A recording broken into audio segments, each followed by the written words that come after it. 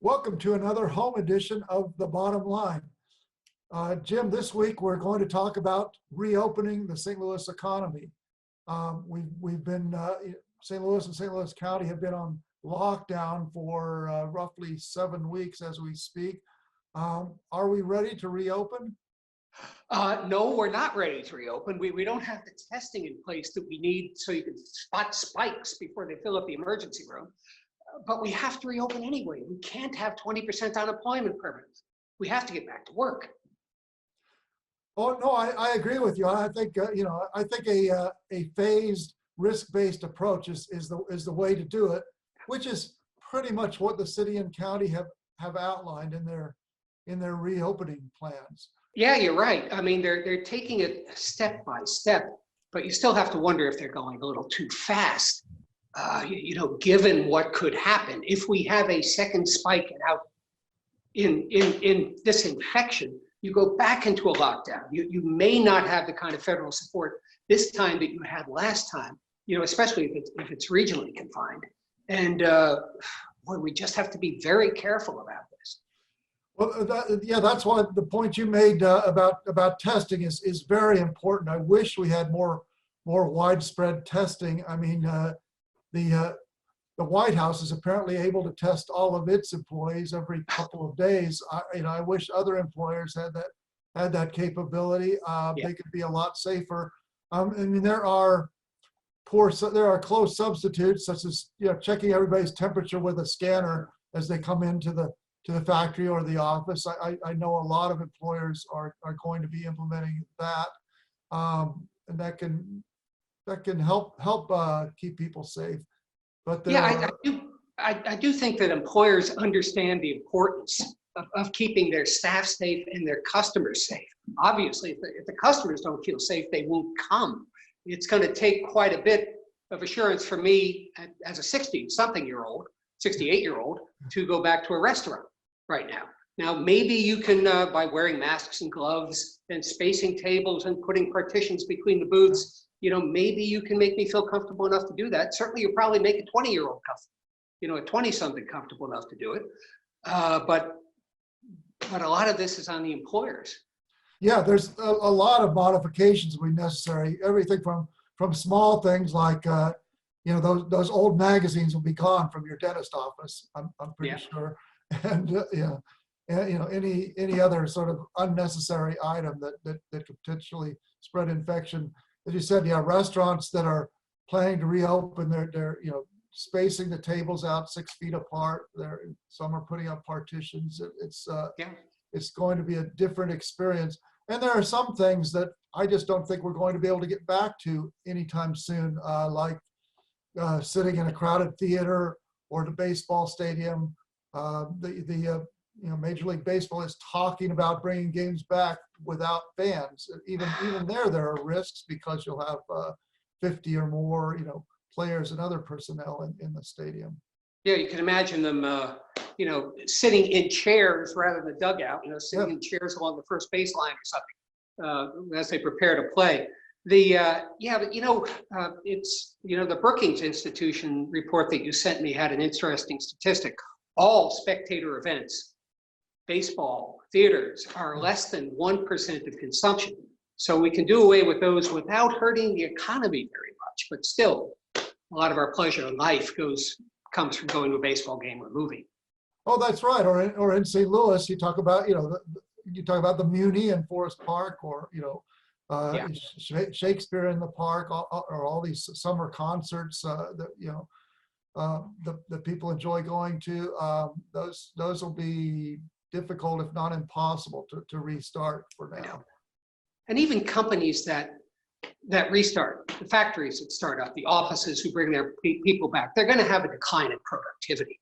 Obviously, you can't have a factory line where people are working right next to each other. You're going to have to put dividers in. You're going to have to separate people. It's going to slow down productivity. Mm-hmm. A lot of companies are going to have a red team and a blue team. The blue team comes into the office this week, the other one works at home, and then they switch.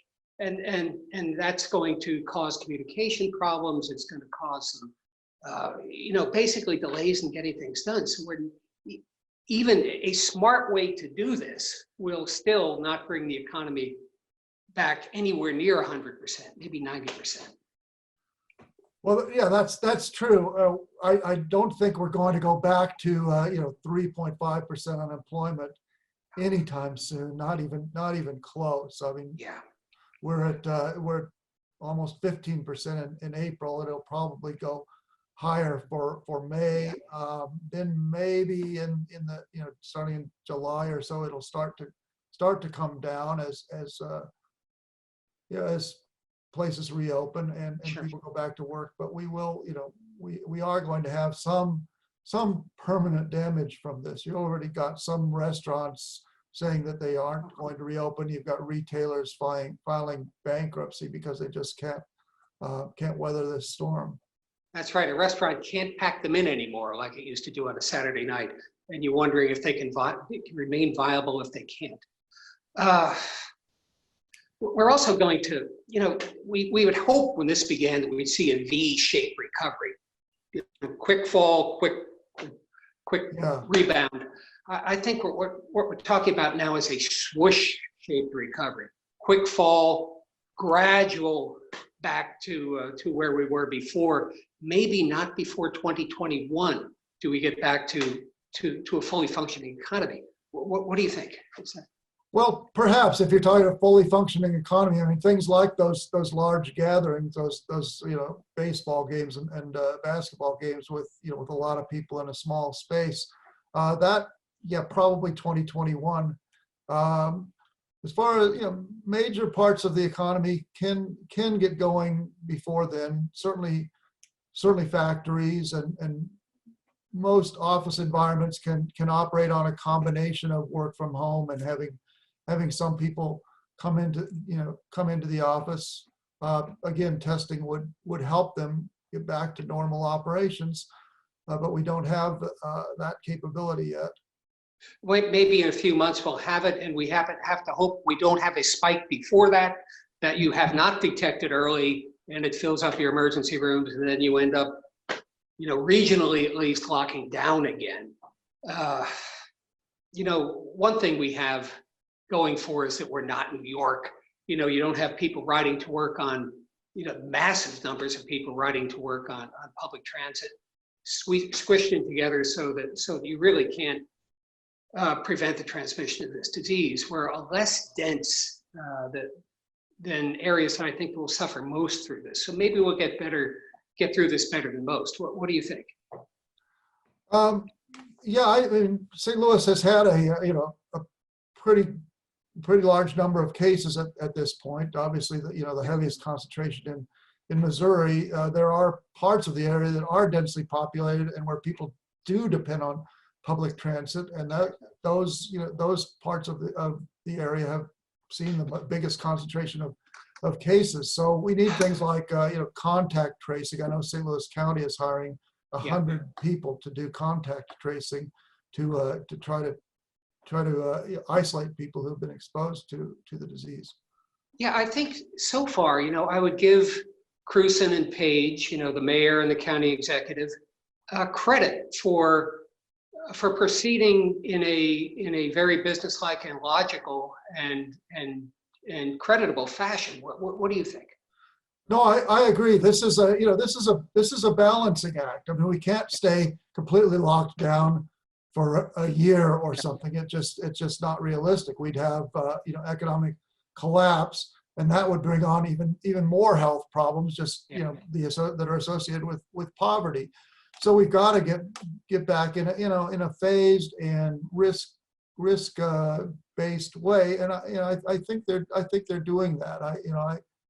I hope it works, and I hope they're flexible enough to kind of sort of adjust and pull back if the disease numbers go in the wrong direction. Yeah, and we have to be clear about the choice we're making. We are choosing to have a somewhat higher degree of suffering and death in order that the vast majority of us can get back to work. But we make those choices all the time, Jim. I mean, we have, obviously when you drive on Interstate 64, there's a risk of auto accidents, but we have safety rules and laws in effect to keep you reasonably safe. And we accept that risk if in the interest of having, having some personal freedom and having a functioning economy. And I think it will be, we have to think in the same way about this coronavirus. We have to think about what are the risks, how can we mitigate them as best we can. You're absolutely right. And God help us. Wish us luck.